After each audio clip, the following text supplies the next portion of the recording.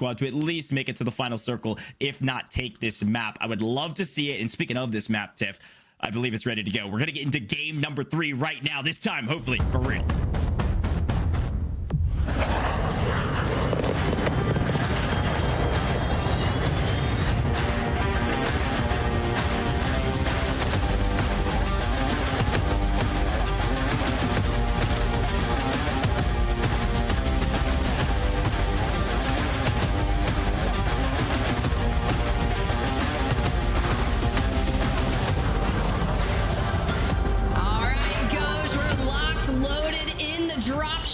And check out that zone. So you thought we were talking about water endings. We knew there was a reset for progress for that time being, because there is minimal water that is going to be at least in the first zone as our teams are making their way. Keep your eye on H5, since that's one of the first destinations in zone. That's Jukey's known drop spot, and you can already see they're making their way there. So interestingly enough, I was talking about Team Ghoul and I was watching that plane drop. Team Ghoul is one of the only squads dropping on the outside of the zone and going to the outer edges of the outside of the zone. They're not even close to the zone at this point. So I want to take a look at that squad and see where they ended up. I think Showstopper's team is going to make their way to some water as well to look for some loot and then rotate in. I don't mind the edge zone play. I need to be very clear about it. I am somebody that favors a more aggressive play style. Ghoul's team is one of those squads that loves to use the helicopters to rotate as well, so they might be taking the loot from here, grabbing the heli and getting out, especially if they can grab a pick or two on, I believe this is I think it was Showstopper squad over there as well. I mean, it's not a bad strategy, don't get me wrong. And a lot of those hidden loot caches that I don't think we've actually talked about, you'll see players get them. There's a real hefty amount on the southwestern side, as well as a couple on the airport strip and the southeastern side. So those are things that can give you a lot of airstrikes. You can get mortars for them, self-reses, just good amounts of cash. And coming over here to Soccer Village, we've seen a lot of people favoring this drop spot in particular. It's more known as a regain spot to me, but when you've got it uninhabited just to yourself, you can spread out and really work through the cash registers. Yeah, regain spots are a funny conversation in 150 player custom lobbies with the best players in the game, because regains, yeah, it's very difficult. But you are right. I mean, some of the teams are good at regaining, and speaking of regaining, one of these squads is gonna have to regain. We're taking fights with pistols early. All right, we're feeling good. Zyto is down, so they've got a player advantage, but it looks like another team around the corner trying to push and grab a third party. Flu's using everything that they can. We're dropping bouncing betties. We got pistols. We're taking these fights without a single gun to our name. I love it. I love the confidence. Confidence is key. We've heard it 1,000 times already today, Tiff. We've heard confidence, we've heard consistency, we've got it all. But in X12, we talk about those early loadouts as well, and within 3 minutes of the game, that team has already dropped it in. And I see a shoddy in hand from Team 40 as they are pushing the issue and chasing our team. They've already found a down and a full, so now the player advantage going to Team 40. Can VinCub clutch that up? Yeah, this is a fun one too. Sater is one of the teams that we just saw pushing there with Shaka, and Sater's team, a German team that is honestly very strong, but has had mediocre performances in tourneys. So they would love to get one of their first big wins together, Sater in particular there. But we're going to continue to swap and show all the different perspectives we can. Just take a look at Squad 49 in trouble. One shotgun and all three, I believe, down or close to it. Ain is gonna, yeah, there's just no chance. As called him dead before he was, because that's just a tough fight to win. I mean, you have minimal health and you know 3 people are charging you. That 1v3, even with a fully kitted segment and being able to move throughout in a building, that's challenging. But when you get just 3 stacked on and push through a doorway, you're done and dusted. Yeah, well, we've got a couple different teams. It looks like favoring the edge here on the outside of what looks to be like observatory. Goat is going to make sure to cover the advances from team number 1, and this is going to be Flex on the other side. Uh-oh, that's a quick down. Nice shots there from, I believe that's Tojo.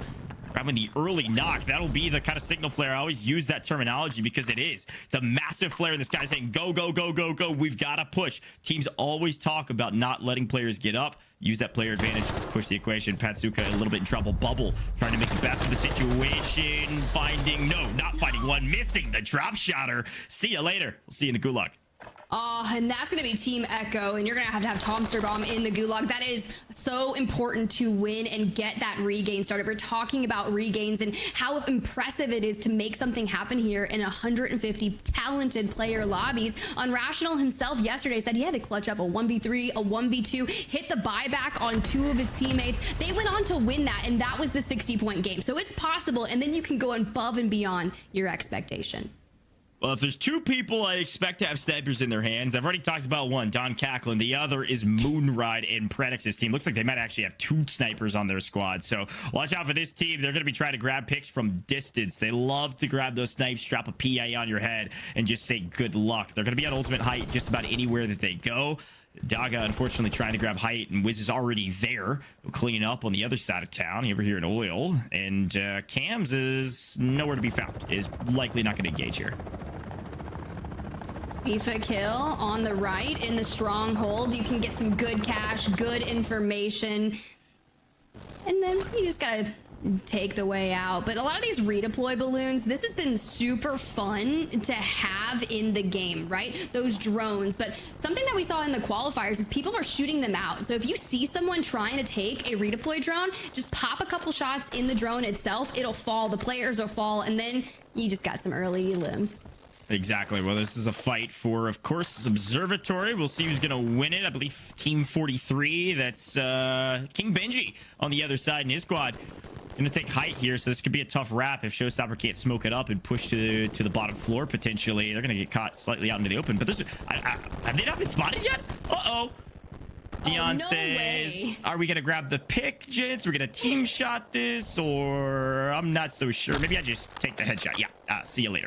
I take it. There's no 3, 2, 1 here. It's just a down and out, baby. That's why snipers can be so pivotal to the movement here. And now they know exactly where the other 2 members of this squad are. And Showstopper just kind of peeking. They've got all the time in the world. Was that a mortar strike, I believe, that just got called in? An easy down.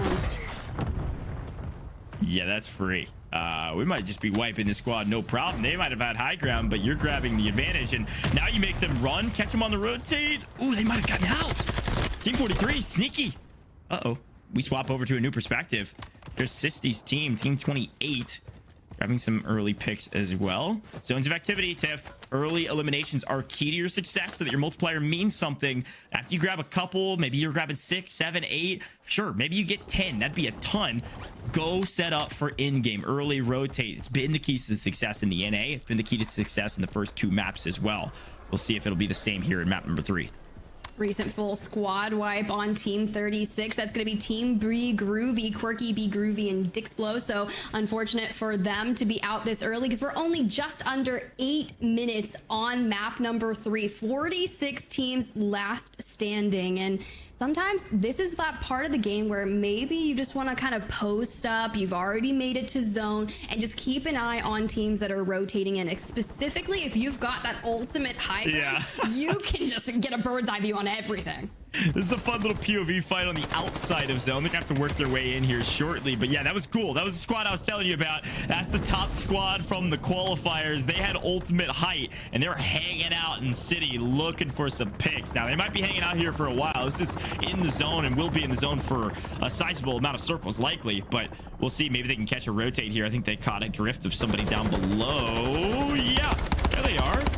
Grab some picks through the water. Ooh, some hit markers. Maybe 1, 2. There's the knock. Nice play here from Ghoul Squad. We were just talking about that ultimate high ground. You can just float throughout building rooftop to rooftop and just try to get a different angle and just like got a good shield crack. He's gonna jump down and finish it off. We're gonna have a battle. My man, I don't care if you're trying to do the breaststroke, you're going to the gulag. Yeah, adios. That's a great play. Ghoul Squad's going to continue to just try to pick up a few from distance with the high ground, so they're going to be building hopping as per the usual. Hopefully it pays off for them. We're going to swing back over to Heretic's Methods. Now, Methodsick is, of course, a former CWL pro way back in like 2016 or so. Fantastic Call of Duty player, and has kind of been making some waves in the Warzone scene for a little while. Pretty solid day thus far from the elimination side of things. They would just love to grab some of those placement points from the multipliers. So if they can stay alive a bit longer, maybe rotate a bit earlier, you'll likely see that squad near inside the top 10. Sisty's team is going to catch maybe 1 out as well. Team 5 trying to creep in. I believe this is Moonray. Yep, there he is, looking for a potential pick for the sniper. God, I remember the days of the last World Series of Warzone where it's the Gorenko everywhere. Now it's just the NCPR wreaking havoc and the Squall. But check this out, right? Sometimes it pays to just bide your time and take an angle. But how do you compete against someone that just holds the angle and you walk right into it? Knock, knock. It's a shotgun. Good luck. That's the only answer I've got is either stack or run shotguns. If you're going to win that gunfight close range, they might pre-fire, but if you can get one little doof off, you might be okay. But again, no, it is stacking. You've got to play as a team. You got to play your trades. If you lose one, get knocked, your second should come busting through the door to be able to grab the trade. Ooh.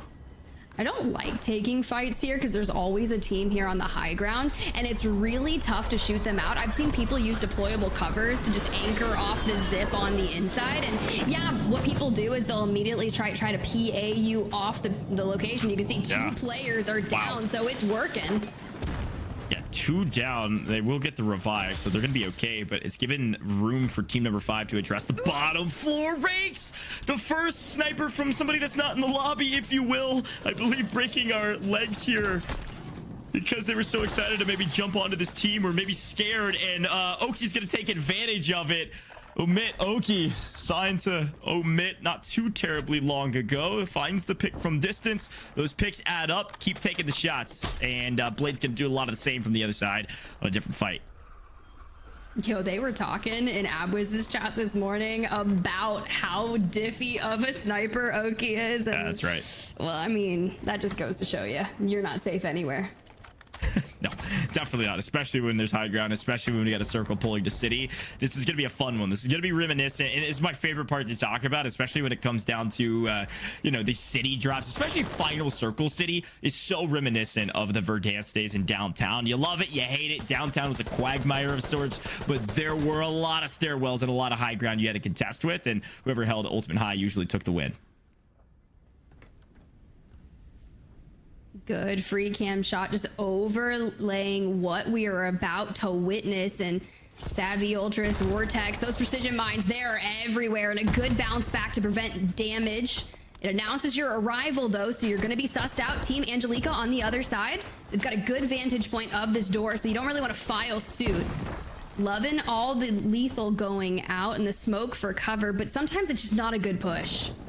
Yeah, here's the thing too, like with this squad, I just, oh no, ooh, I got scared there for a second, Tiff. We're about to get a little reminiscent of something we saw just a moment ago. This squad needs a breakout game and they need it now. Now there's several people and they're going to take the elevator while they lose one of their teammates. Goes for the trade. Blade goes down, Savvy Ultra's down. All of a sudden, it's just Vortex. I mean, the worst case scenario just happened for our raiding champs. We just get wiped again. Map number 3. We've got to have a monumental effort in the second half of this tournament.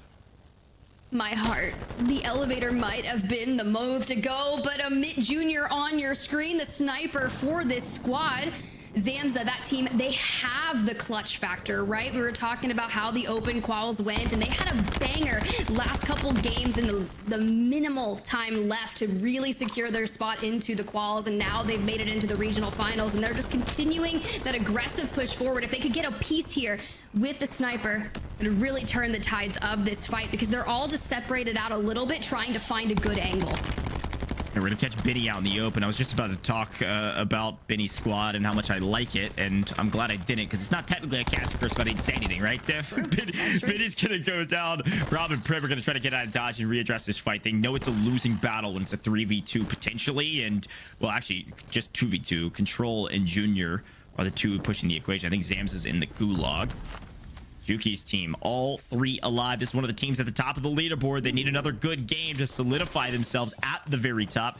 Down by, I think, around 0.6 overall going into this game. So all they need is a solid, consistent effort, and they're going to see themselves well into the money by the end of this thing. Showstopper squad pushing a fight interior, and guess what they have? Some SMGs, maybe a shotgun or 2. Should be a nice free and clear second floor. But what about the first one, Tiff? Oh, they've moved. They moved over. We'll see if we can find them. Let's take a look at the map, Tiff, and bring it all down. A couple teams setting up for the in game. A couple teams trying to rotate in. Yeah, and think about that early game fight that we were talking about, the contest in that northeastern side, just on the outskirts of Al Mazrah City. It's just in, so very pivotal if you've been able to get in there, get your loadout. We got Team 34 still north of Tarak Village trying to make their rotation. It's actually one player. The other part of their team's already made their way into zone, but the contest here and all the congestion is inside that dead center of the map. A lot of teams hedging their bets that it's going to pull that way. Yeah, Team 26, Team 27, two of the teams dead center. You can see a couple teams around Team 27 there at the bottom of your mini map. Team 31's here, 14, 32. Team 26, 27, those are the top two qualifier squads, all right? So that's Ghoul, had been set up for a while. And then Aydan, Ground Malak, been a little quiet, but this is one of the teams that a lot of people are expecting to do well today. They need a nice breakout map in map number 3 so they can have a little bit of reprieve from the pressure that is the second half of this tournament. Showstopper's going to push up after a nice knock. Has an advantage. There's actually a couple teams in this area. Team cleans it up. This team's been on main quite a bit today, and they've been doing well every single time we've seen them. Big question mark for me is if they can stay consistent going into the second half. I mean, they've been grabbing eliminations fairly regularly. I'll have to take a look at our leaderboard and see how many kills they've had as a team. But I just feel like those placement points haven't quite been as locked as some of the other squads at the top.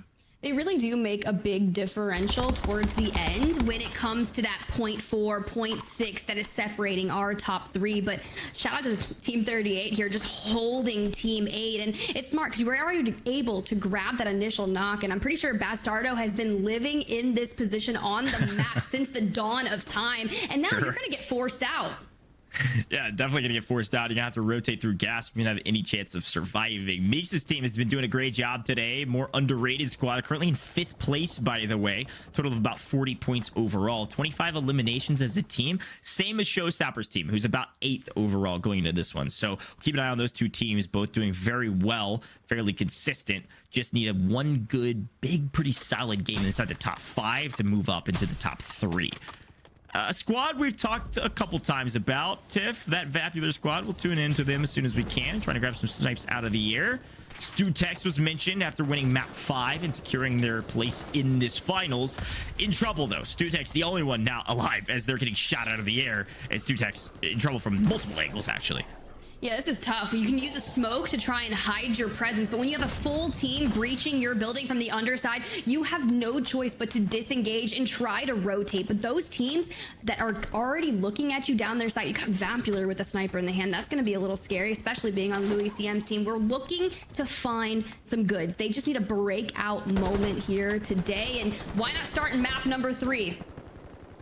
Yeah, and as we're about to get into the 5th circle, notice there's still 38 teams alive, all right? And most smart teams early rotated to city because this is one of those POIs you have to rotate to early. There's so many buildings, and if you don't grab one early, you're going to get annihilated. That's exactly what just happened on your screen. Bergs tried to rotate in much too late. In pubs, that would be called an early rotate. In customs, that is a very late rotate into city.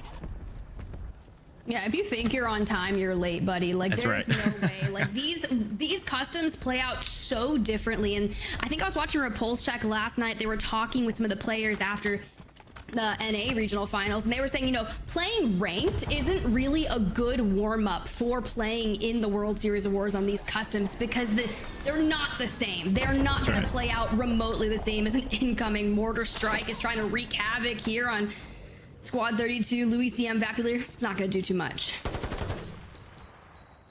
As we swing over, Shay's got some high ground here on edge of zone. Again, this is one of the teams that's going to be quote-unquote late rotating in. Now, you can play edge zone and pick up those kills. We've been talking about that several different times today. If you can pick up some eliminations on edge, you actually will do pretty well for yourself. Now, if this circle does pull back outside of city, you're looking at maybe the outer edges, like Team 45 could be in a really good position if they're able to kind of hang out on the edge, on the outside of some of these tall buildings.